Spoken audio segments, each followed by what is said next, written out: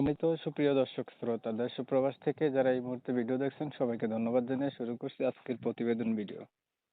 এরপরে কেন প্রতিবেদন আসলো বিস্তারিত আলাপ থাকতেছে, আপনারা ভিডিওটা কন্টিনিউ করলে বুঝতে পারবেন। কথা না বাড়িয়ে পরিচয় করাইতেছি। আসসালামু আলাইকুম। ওয়ালাইকুম আসসালাম। আসসালামু আলাইকুম। ওয়ালাইকুম আসসালাম। ভালো আছেন ভাই? জি, আছি ভালো। আপু, প্রতিবেদনে আসার কারণ কি ছিল? আইসি ভাইয়া যদি একজন মানুষ পাশে দাঁড়িয়ে দায়িত্ব নিতে পারে, ভালো একজন মানুষ পায়, এর কারণে আসছে আর কি। ভালো একটা মানুষ যদি পাশে দাঁড়ায় দায়িত্ব নিতে পারে, এর জন্য প্রতিবেদনে আসছেন। জি। বয়স কত আপনার? বয়স 18।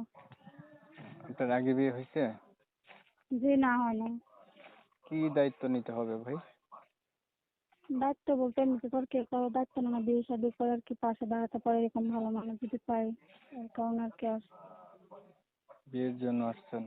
পরিবারে আছে জি। কে কে আপনার? আছে, আম্মু আছে, ছোট একটা ভাই আছে। বাবা নাই? মা আব্বু ছোট থাকতে আলাদা হয়ে গেছে আর কি, আলাদা থাকে। কি করেন আপনি? আমি টেইলারি কাজ করি, সেলাই মেশিনের কাজ করি। বিয়ে শাদী হয়নি না? জি, না হয় নাই। প্রতিবেদন আগে আর কখনো করছিলেন? জি না, এর আগে আর করে নাই।